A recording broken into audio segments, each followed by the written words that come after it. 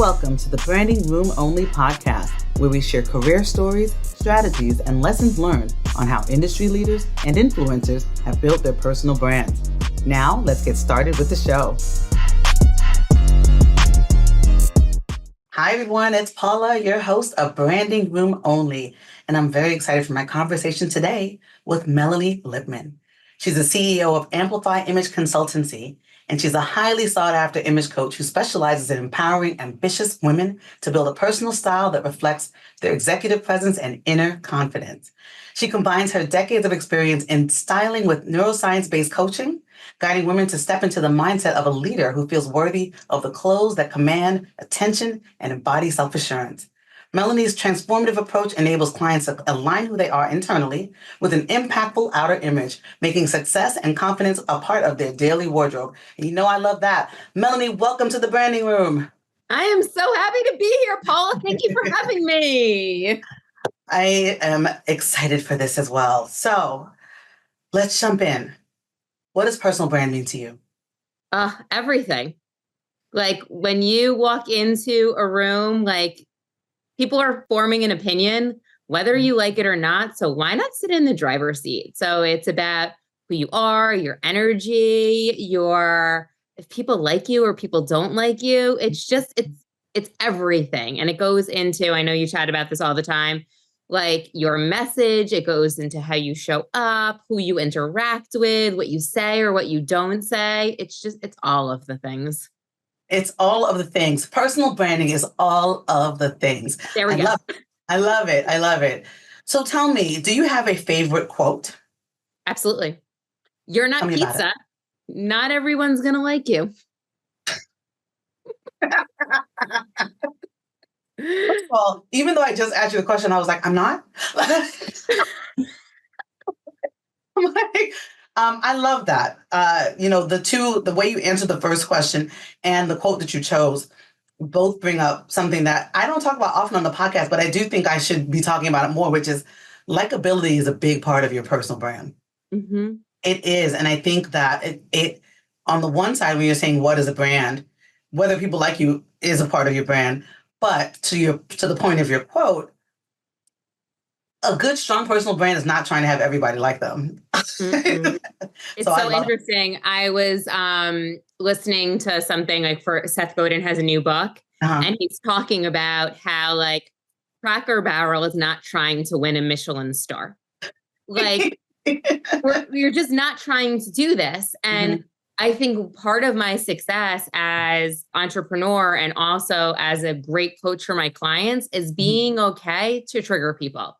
I think as women, we're so tied into someone liking us and being approved and all of the things that we're not saying the thing and doing the thing that we're meant to do in this world because we're afraid that someone may not like what we're saying. However, sometimes, especially when someone hires you to make them be the best version of themselves, you're going to have to say something that they may not want to hear, or we may act in a way that may actually make someone else feel self-conscious because we're so okay with our side.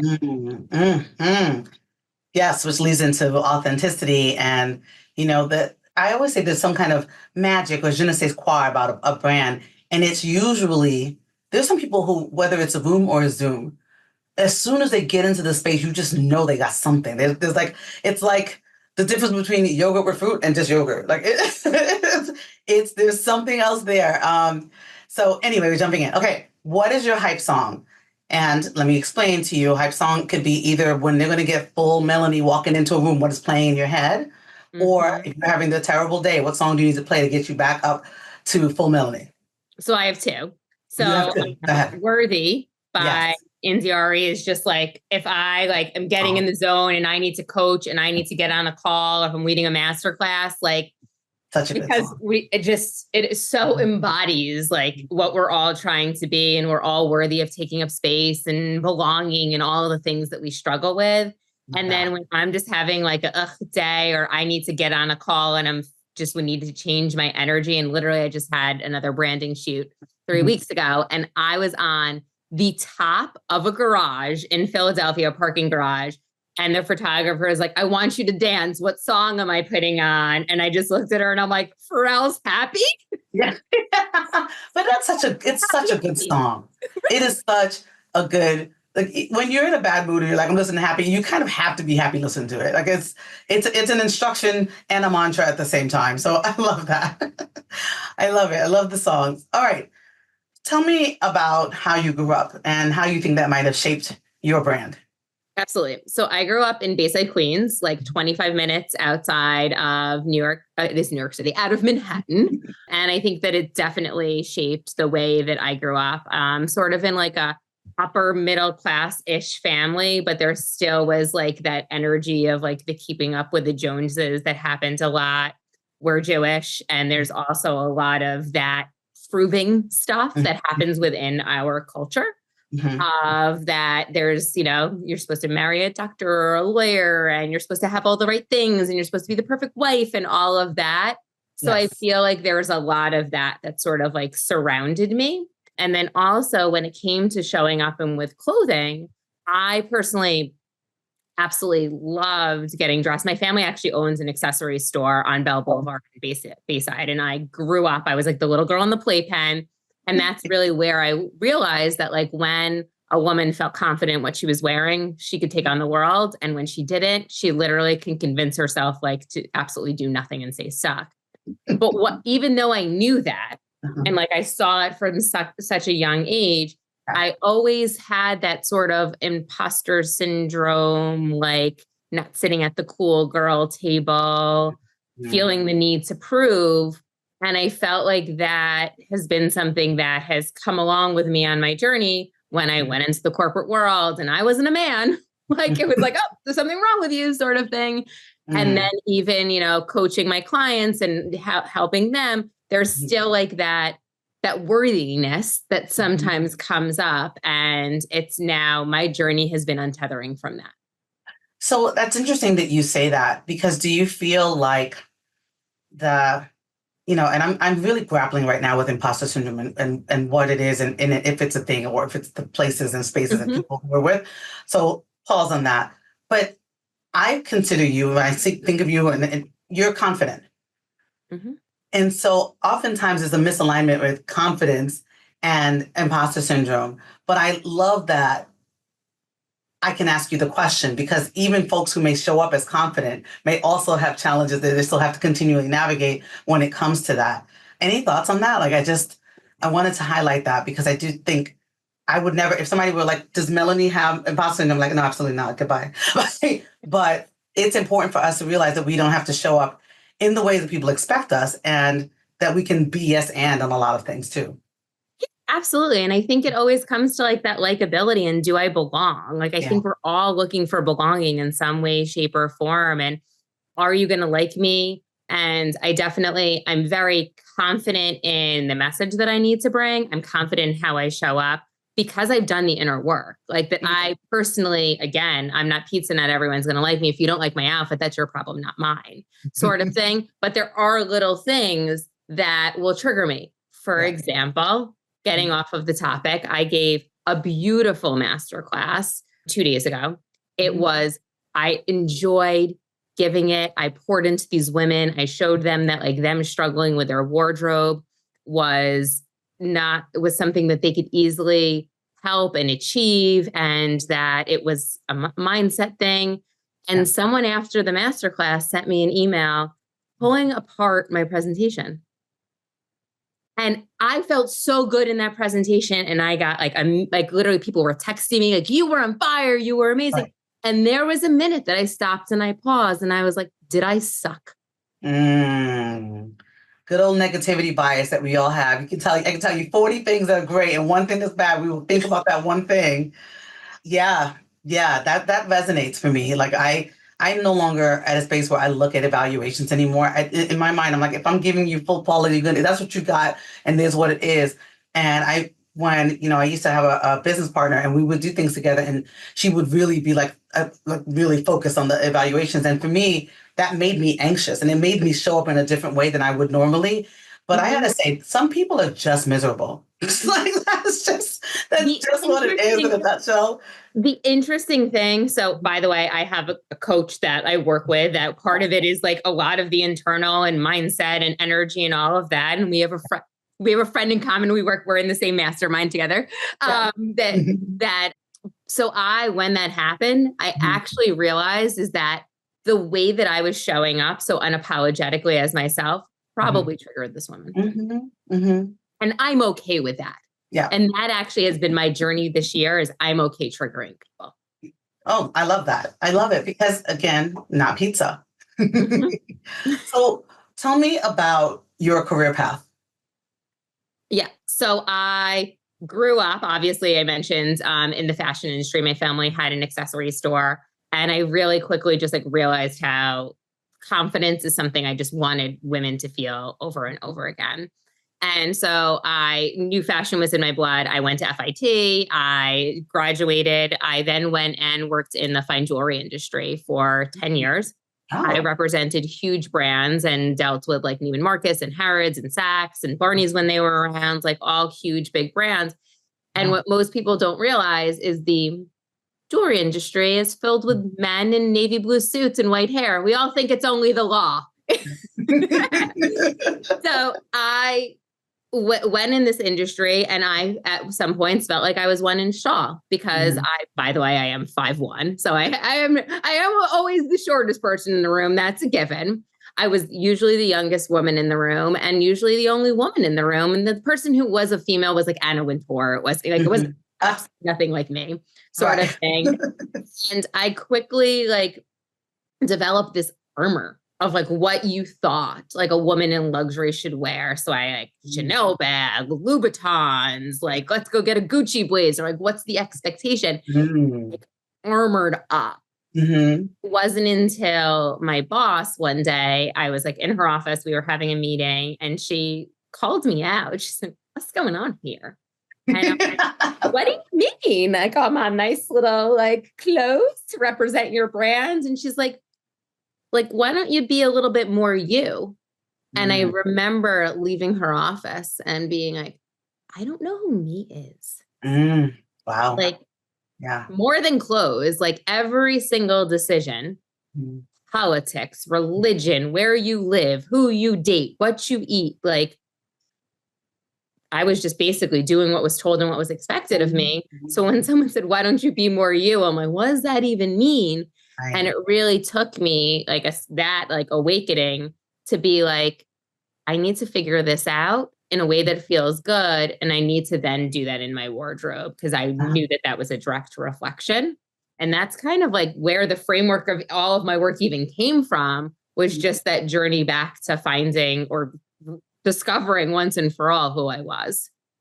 I mean, tell us about the journey when you think about, because every time someone tells me about a pivot point, I'm like, oh, it's it's like a cliffhanger. And then what? What are some key things that you think you experienced in order to figure out who you were before you were able to then put it into your clothing? Yeah. So I was the person because obsessed with being fashion. I just loved Vogue and all of those magazines. I interned at Marie Claire when I was in school. I just loved magazines. And it was early, was it 2005 maybe? I remember literally doing this self-exploration journey of what do I actually like, and where do I eat, and what are my hobbies? Living in New York, I feel our hobby is going to nice restaurants. And yes, correct. That's correct. We go to museums. That is my hobby. Yes, right. I do. There's nothing wrong with that whatsoever, but I felt I was okay, this is, I'll tell you what's the hot place on Saturday night sort of thing. And so I did this whole introspective work of what actually do I like and what am I attracted to? And I kind of just figured out what the patterns were and what actually were things that I actually enjoyed and what actually was the thing that was given to me and what the expectation was. And I feel that's something for my clients that I do, that we really work on a lot, is what actually is true for you versus what it has become just like a universal truth because of your upbringing and because what has been shown to you. Oh, wow. So that just sounds like therapy because it sounds like a lot of excavating. And I mean, I just know from the work that I do in personal branding with folks that this is probably the hardest part, the self-assessment, self-awareness piece, because so often people are lying to themselves, right? I'm wearing this outfit because this is what I'm supposed to be wearing. I am, I speak this way because this is what I'm supposed to be doing. And then to actually interrogate yourself with someone's help, hopefully, because I couldn't imagine doing it by myself. I'd be like, I don't know, girl, I don't know. But what do you want me to tell you? I'll tell you. Exactly. I'd be like, hi, self, I'm not sure. But doing that seems to me a little scary. And I would need to do it with somebody who I felt safe with. So I'm glad you talk about doing that in tandem with your clients, because I just feel like, you need somebody to help you, to be accountable to you, but also to be there. And this is kind of, woo woo wee wee, but to hold you in that space when you're going through that, because I do think it can be, I've had situations like that where I'm like so obsessed with what my clothes were, like loving my clothes so much that having to get rid of my clothes was like a painful thing for me. But then I realized that that's like little kid Paula who just loved clothes. And that was, so there's a lot that comes up with that.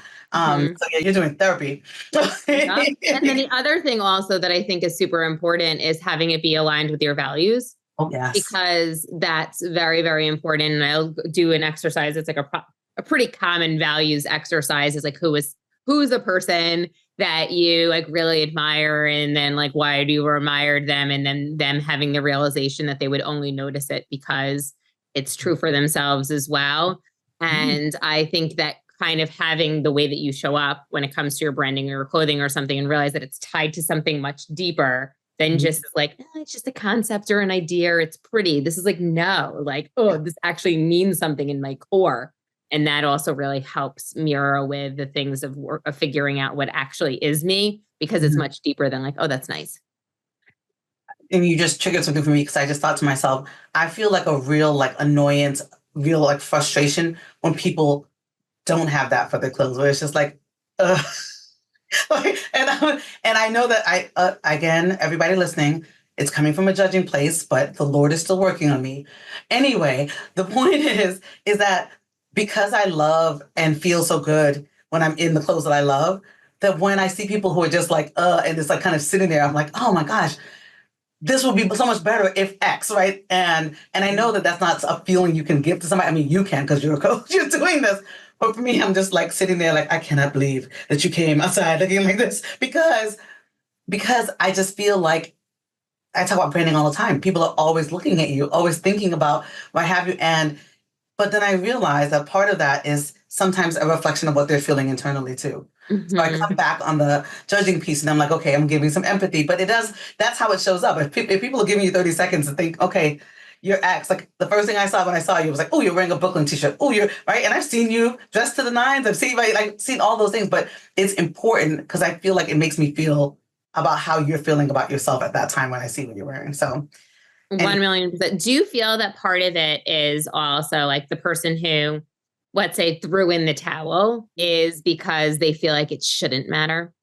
I hear this a lot when it comes to women in the workplace. And I deal with a lot of lawyers, but they say to me, well, it shouldn't matter what I'm wearing because my work product should speak for itself. And I want that to be true for them. But I just know that it's not, right? It's like, okay, let me hear you. I understand what we would want it to be, and to be very clear, like anything else, if you put, scrambled eggs on my plate and just throw it on there, I'm not going to want to eat it as much as if you have a little sprig of parsley and it looks lovely. Like, presentation matters. Right. You have to, like, the way that you show up matters. But I do think in some people it's a little bit of a protest, and I'm like, but who are you fighting for here, right? I'll say this because I get into not like fights with people, but on TikTok, people are like going, and I'm like, you don't understand. You can't change the rules unless you're in the room, and you can't get in the room unless someone takes you seriously enough to be in the room. So why don't you get into a position where someone is going to take you seriously, and then start being the generational change, as opposed to just being like the 5-year-old that's like, I'm packing up all my toys and going home. But it's so true. I tell this story often, and people get really frustrated with me, but I'll tell it anyway because it's true. When I first started practicing, when I was a law student, a third-year law student, I went for an interview with a judge, and I had gone to Macy's, and let me just tell you, I didn't have any money. I went to Macy's and I spent money on this pantsuit. I looked so good. I was like, yes, Paula is out here killing it for this interview. And I got there, and the judge looked over to his court attorney, who I was like right next to, and says, if that's my interviewee, tell her to go home and put on a skirt. And I was like, wait, what? Like, am I on that show where, what would you do? Like, Frank is like, what's his name? But you're jumping out at me. Exactly, like that part. But it wasn't. And so I looked at her like with this like help, and she was like, yeah, like, oh, like shrug. But the thing is, after that, you rarely will see me in pants. And part of it was for me is like, if I know that that's a place that I'm going to be judged, I just want one less thing for me to have to override. Now, people are like, Paula, you gotta fight the power and wear pants. I can wear pants whenever I want to. I love wearing dresses. So it's not like I'm going outside of what I want to do. But I also know that we have to interact with bias all the time. Mm-hmm. And I just was like, gosh, he said the ugly thing out loud. What about the people who don't? Mm-hmm. Right? So it's frustrating, but with something that we navigate all the time, and particularly in professions where there's a lot of generations in the workplace, right? The expectation was, hey, that's what you're going to be wearing because that is what women wear. Whereas we're a little bit more free now. But I have also had women interact with me and to say, they expected me to show up in a certain way. Mm-hmm. So, right. But anywho, talk to me about clothing and building a powerful personal brand. Like, what do you think that connection is between the imagery, the packaging, trust, mm-hmm. and then perceived authority as well? Yeah, absolutely. So having the brand, which for me is a little bit different than speaking about branding holistically. It's more about having the dialed in of what actually makes you feel confident, and then actually having a strategy for how to get there. So it's like everyone throws around style like it's a fairy tale because no one ever, it's like one of these like fake words that has no definition. But so I like to give my clients a definition because they're all type A and they want to know what things mean and they like fools. So I'm like, okay, it is like what makes you feel good and what are the tangible things that are associated with it. So you can rinse and repeat this. And the beautiful thing that gets to happen is as you're rinsing and repeating, people know what to expect of you, which builds trust. There's never a disconnection of what Paul is going to be showing up in. If you weren't wearing something fun and happy, I'd be like, are you okay? Right. And then the conversation wouldn't be about like us doing work together. It would be like, you look different. Right. And so there would be like a disconnection, and the trust would be broken in some way. And people don't realize that no one's going to say, I don't trust you. There's just going to be a feeling of like, I can't, something's off. Yep. I can't put my finger on it, but something's off. So that's what the brand is, that builds the trust and the connection. But even more importantly, it builds the trust and the connection for the wearer. Because so if we think about it, we all have this like woman in our mind that like you see her at a conference, maybe you see her at your kid's school. She's always like perfectly coiffed. Yeah. She knows, she's always wearing the right thing. We all have a version of her. But when we start to like unpack her, if you want to go a little bit deeper, it's not always so much of what she's wearing. It's the confidence and the unapologeticness of what she's wearing. She's not mentally tugging at something and undoing herself or physically tugging at something. She's just there and she's not really caring about what everyone else is wearing. She's just a magnet and it's energy. So when you do the branding work, you get to show the consistency for everyone around you. So there's not the disconnect, but even more important is you get to show up as the fully expressed version of yourself unapologetically. So if someone has like a comment about what you're wearing, not saying like the judge, because that's a little bit of a harsh thing, but if like a guy comes up to you at like a conference and he's like, nice pink suit, lady, you're going to be thanks, as opposed to I'm going to run to the bathroom and change. Right. Because you've done the work to know that you're wearing the quote unquote right thing for yourself. Right. No, that's such an important thing because I do think about it because at first when you said picture that person who's always perfect, I had a picture in my head but they were dressed to the nines. And I thought to myself, if that person was dressed in a tank top and shorts, I would still feel the same way about them. And I think that's exactly right. That's exactly what you were just saying in terms of it's the how they wear what they wear in addition to what they're wearing. Love that. Love that. Love that. So what do you think are some of the biggest challenges that women who are leaders face when it comes to embracing a style that is professional and authentic to them? I think that the majority of women that I work with, a lot are in the legal field. They're still trying to dress like a man in some way, shape, or form. So it may be that they're wearing a black or navy suit, or it may just be that they're not embracing their femininity. In some way, they were meant to feel unsafe being too feminine. So there's some sort of armor that is always being brought to the forefront when women need to realize that their superpower is actually their emotional intelligence and their femininity. And they feel that there's a disconnect, that they're in a room with a bunch of men that they need to prove and that they need to show, like, have like an ego and be macho, when actually if they just took a step back and be like, I'm here because I'm supposed to bring a different point of view and a different energy to it, and actually lean into it as opposed to run away from it. It'll just feel like, so many women say to me, I feel like I'm wearing a costume. Wow. And isn't that another layer of resistance in your day of you feeling like another thing that you have to worry about? So there's that one. Yeah. And then the other one is something that has to deal with body image. Yeah. I'm going to wait to lose the 10 pounds, or I'm going to wait to this. I'm going to wait to grow 5 inches taller. Like, I'm going to wait and wait and wait till something is like, but you're not doing the work to actually fully express yourself. Yeah. And you're constantly, but by the way, people are still inviting you to speak on a stage or come to this conference, and you're actually taking yourself out of the running for things because they're like, hey, do you want to come to this? And you're like 2-second lapse of yes is being, well, I'm not going to invite her again. She doesn't seem like she really wants to go. So like that waiting when it comes to the body image is definitely another thing that I say. Oh, so I was just thinking about, because of what I do, I think I'm a lot more self-critical when it comes to if I don't show up the way I wanted to show up. And I was at an event and they took photos, and the photos were at the most terrible angle. It was like, let us find every body angle that's going to be terrible. And again, still my ugly picture is still a good picture for most people. I'm just going to throw it out there because I'm a photographer's daughter. Like, I've been taking pictures my entire life, but I didn't like it. And I thought to myself, I could tell them to take these down. And I'm like, nah, it's still me. I still like me. That piece of it is what I wish I could just give to other people. Because so often I will see people wrapping themselves up in sweaters and scarves, and you can see that they're not confident in how they're showing up. I recently did a panel, and one of the people who was at the panel had just had a baby. And she was like, everybody standing in front of me. And I'm like, no, do you know you just gave birth? You created life. Excuse you. Your body did the unthinkable.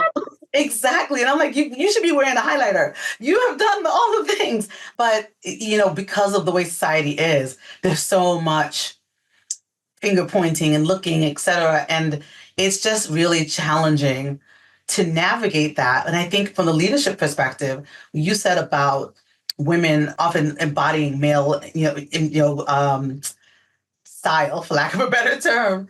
I see that so often in the legal profession where it's like, okay, ma'am, let's talk about the shoulder pads, because I'm not sure what's going on here. It doesn't fit properly, or it's not accentuating some of the benefits that you might have, because you could be any size and look good, right? And you could be any size, any height, any and look good.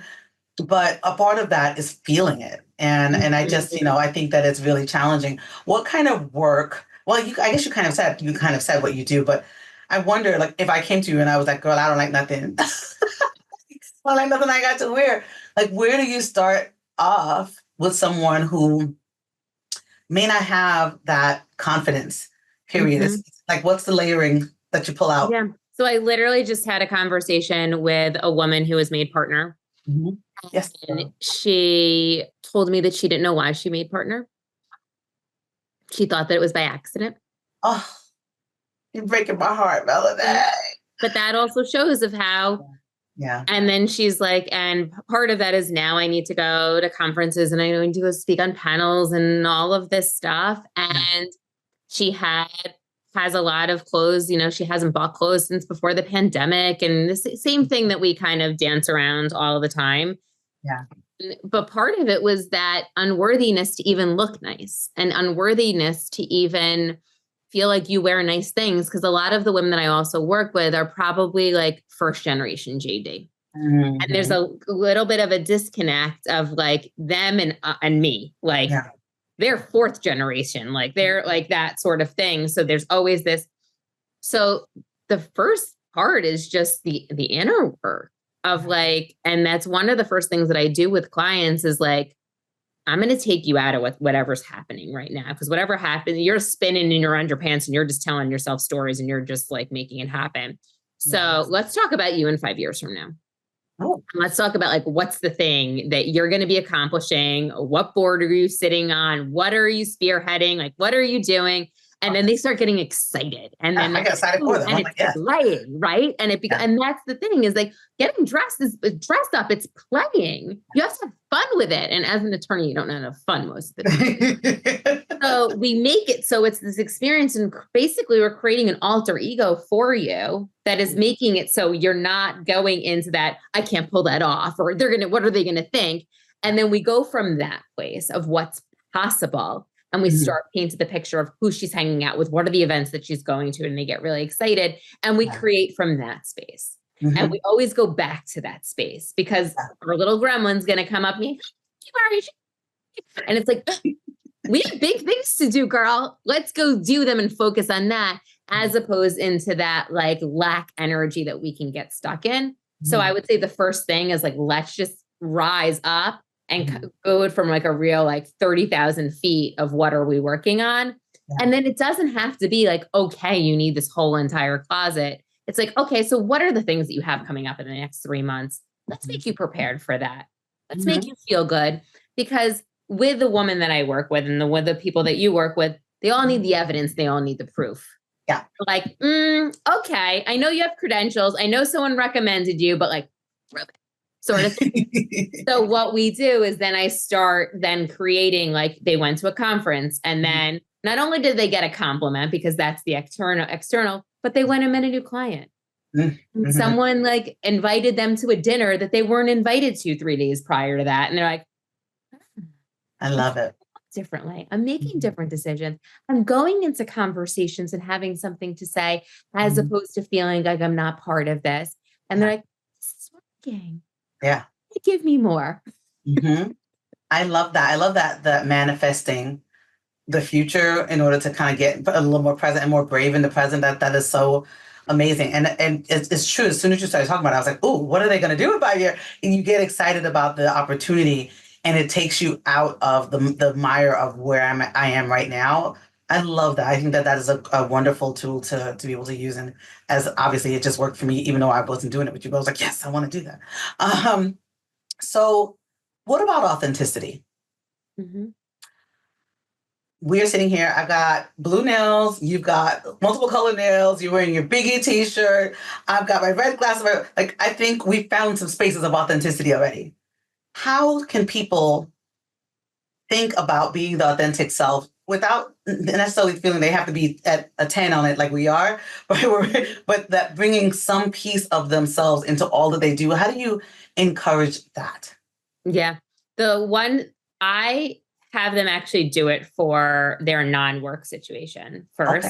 Okay. The interesting thing is a lot of my clients come to me and like, they're decent at work.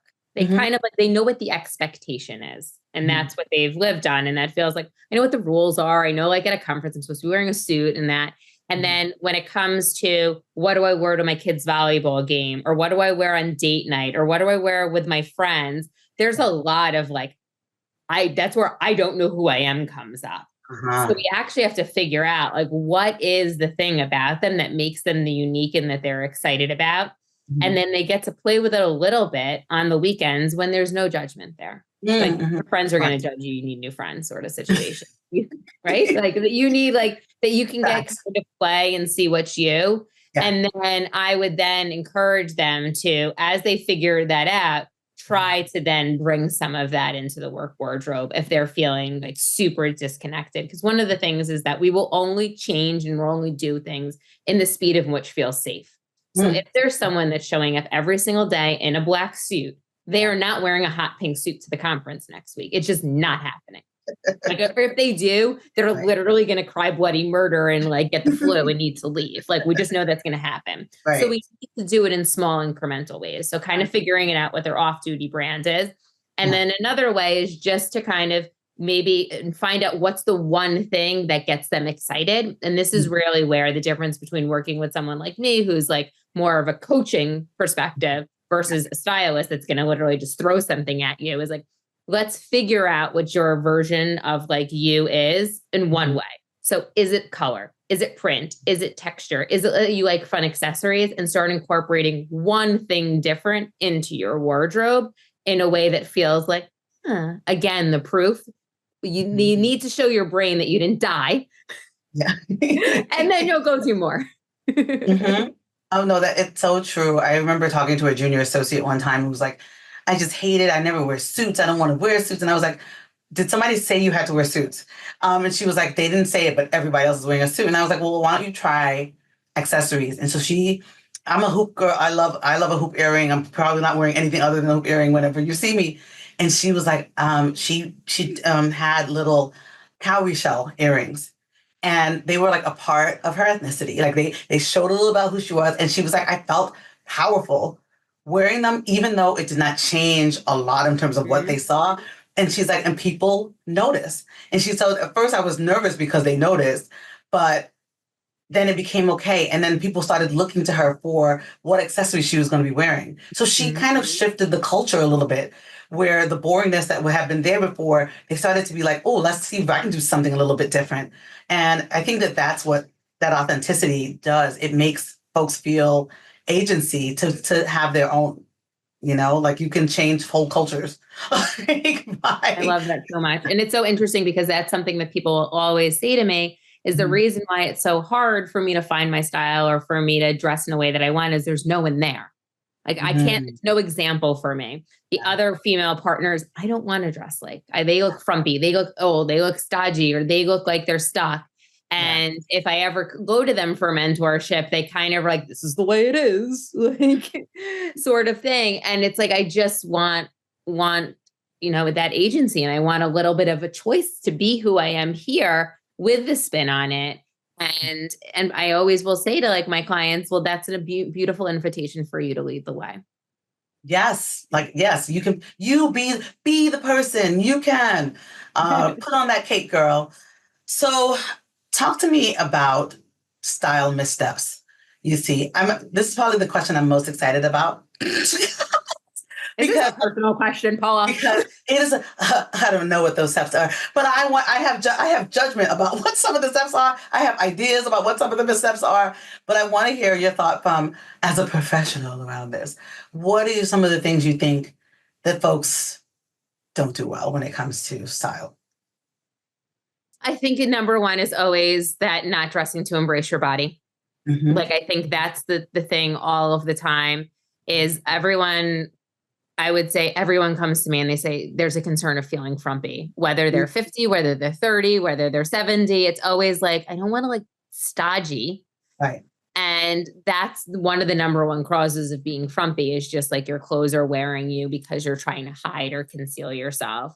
So I would just say, you got this body. Let's learn to embrace it. And the beautiful thing that gets to happen is when you embrace it, then you get to realize like, this neckline looks good on me.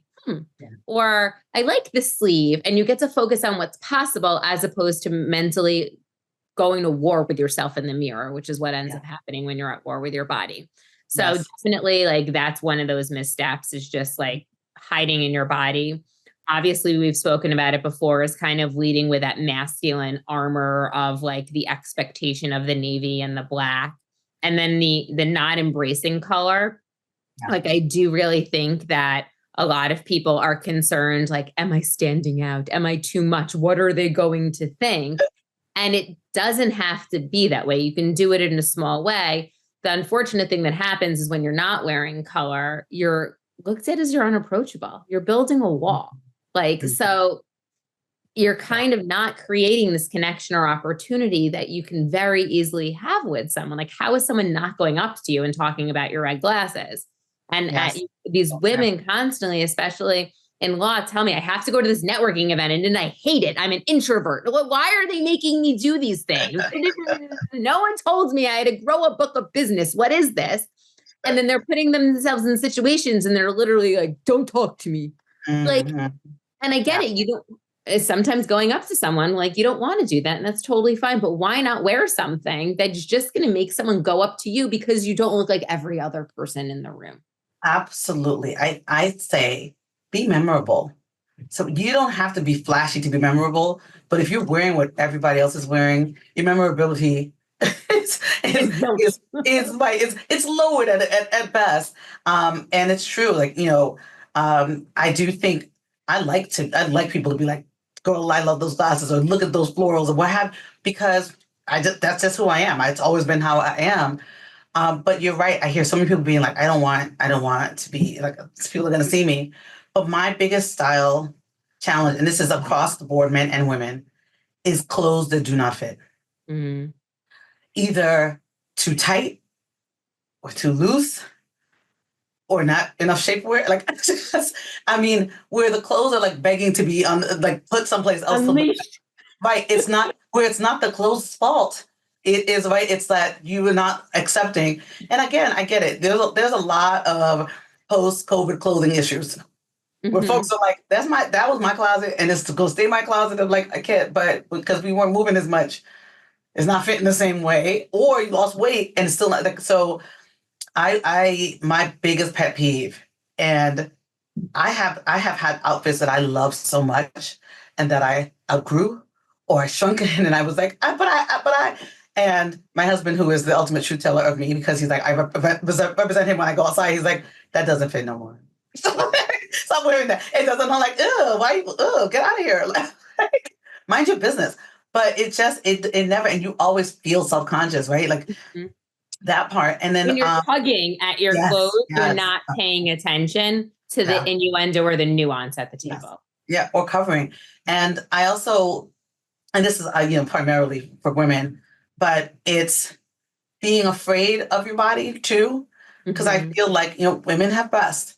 It's not a bad thing to have a little bit of décolletage, but it's a lot when you have a lot of it, right? It's kind of understanding what you're wearing, how you're wearing it, what is the circumstance, right? So, for example, I was on a Zoom with somebody the other day, and all I could see was like, if you could like lower it so I could see the whole, like, it was just uncomfortable. But she was like, oh my God, I moved my camera, I didn't realize. And so for those of you who don't use the self-view on Zoom, please do. You need to see what you're looking like, because she was like, oh my gosh, I can't believe. But, again, thinking about it is such an important thing. And it doesn't have to be burdensome. Don't you find that people are like, oh, there's just so much for me to think about all the time? It can become a part of like who you are. It's so interesting though. So I was speaking at the League. It's a women's, do you know the League? It's like all legal professionals, like of all. So I spoke there yesterday. Yeah. Someone was asking me about, the clothes fitting and all of that. Yeah. And about the time commitment. And then I was like, can I just ask you a question? Like, how many times do you change each morning? And how many times when you're going to a conference, like how long does it take you to pack? And she was like hours. And I was like, so wouldn't it be easy to just kind of like do this work and like take 2 extra minutes to like have it be perfect a day, as opposed to do the mental undoing of like the not doing it? So I actually think that it ends up spending so much more time not doing this work and not having the branding done than having it done. It's so true. But that just brings up a question for me, because you were talking about conferences and stuff. It's a personal question for you. When you go, let's say on a 4-day trip, okay, how much luggage are you taking with you? I always take only a carry-on. I don't know why I knew that you were going to say that, and I'm in shock. I didn't before I got married. But now, like, my husband is like, we are not going anywhere together with a bag being checked. It's funny. I actually went to Arizona and they made me check my carry-on. Oh no, the horror. It's oversized. I'm like, I don't check this bag, but I'm very intentional because I do think you can get to the point where you make up phony situations in your head of what's going to happen. And then you're so unfocused. This is me. I'm like, what if a ballerina runs into me and needs a tutu? I have it. I'm like, what if Michael Jordan comes to me and wants me to play basketball? I need to have this outfit. Totally making stuff up. I am a 2 suitcase checking if it's more than 4 days girl, because I need options. And then literally my husband laughs because he's like, girl, what do you think is going to happen? And I'm like, I don't know. But if it does, I'm prepared for it. Florida, but there's going to be a snowstorm. There's a snowstorm. Exactly. That's how I'm in shock, but I'm also impressed. That means that you're so precise. Where I literally am like, I don't know, someone might be like, what if you need to go to this gala? I need to pack this dress. So tell me this, what is one piece of advice you have for women who are trying to elevate their executive presence and dress for impact? Figure out what works for you and let go of what the expectation is. I hear constantly, what's the dress code? Can you explain this dress code to me? What are you wearing? And we're so reliant on what everyone else is doing. And I always say, like, why don't you be the dress code? Ooh, I love that. Yeah, like, get over that. Like, we're so reliant on like the external when it's like, yeah. Yeah. You know that quote that's like, you can never be overdressed or whatever, but whatever, you know what I mean? Do you think that is true? I personally don't, because I'm the one who usually is like the person on the soccer field that my husband makes fun of. He's like, where are you going? That to me is something that's important. I think that you can be too overly formal to the point that it's off-putting. Yeah. Where if you are, let's say, in like a networking situation with like peers and you're looking for like, and it's supposed to be a situation where you're supposed to be making connections, like, I think the concern is more about being too formal than being like overdressed. I think you could wear nice things and you could feel good in your clothes and go wear leopard and shiny things all day long, but don't put on something that is going to almost like make you seem like you're, for lack of a better term, like better than, because separation is a bad thing. Yeah. Yes. Especially if collaboration and connection is the point. You know, what I always talk about when I go to a conference, I want to stand out. I want people to be like, I remember the one was over there in that color doing that thing. And when there's pictures, I want to be able to find myself because I know that I didn't wear the same color as everybody else. And for me, it's like a part of the brand to do that. But I get folks being like, whoa, like we're all supposed to be here. It is what it is. But for me, that's the conversation piece. And I always tell people, I start at 10, so I get it. But you can be 4, 5, and 6 in there and still be memorable without everyone's at a 1 there. Yeah, right, exactly. Without being a negative scale, like not to do math because I don't do that. But the point is that it can work. So I knew that this was going to be a conversation that went by fast because I get excited about this. But I want to get into 3 questions that I ask everybody. Number 1, because I'm nosy, what do you do for fun? I am like the biggest personal development geek. Really? So I wouldn't say, like, yes, it is fun for me, but I am like, give me a meditation, give me Reiki, give me like vortex, give me crystal. Like, I am woo to the nth degree. I had to call people like, your energy. I'm like, I know, I'm radiating. You're going to pull a card. You're going to pull a card. Oh, I got my cards. I love it. So I just like love any of that because I just think that us knowing ourselves and trusting ourselves and just clearing, like, that's so important. And then also it like goes into like, I just love like spa situations and all of that. And then beach reading, anything that completely like lets me just like zen out. And then besides that, my son is 11 and a crazy athlete.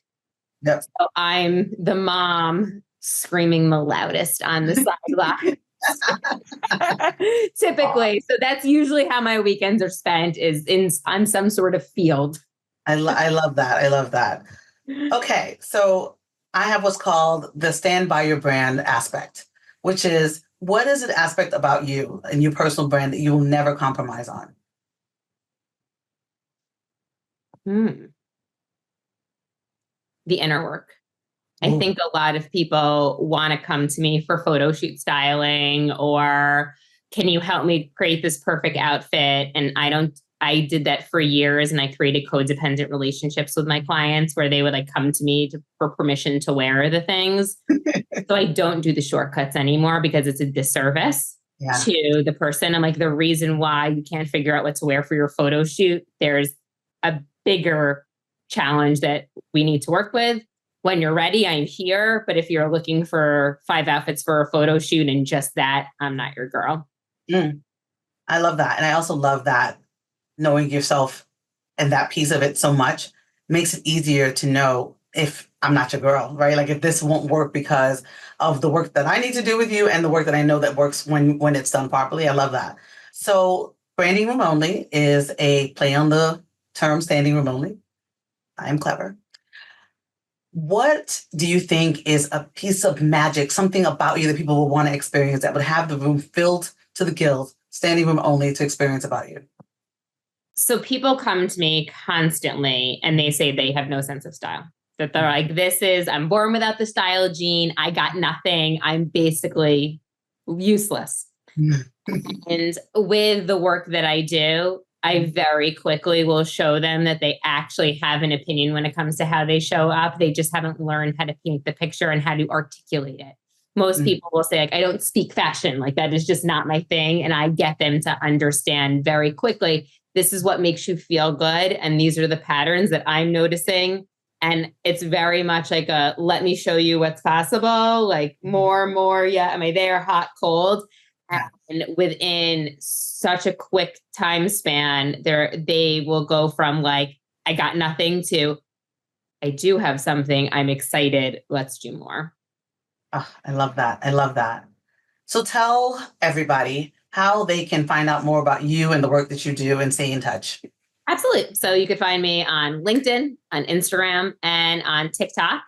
And I have an amazing free masterclass that I'll send over to you to put in the notes. And it's how to stop hiding in the shadows of your career, elevate your executive presence, and dress for impact. And it'll really help with those internal shifts of how you see yourself and how to make sure the inside and the outside is matching.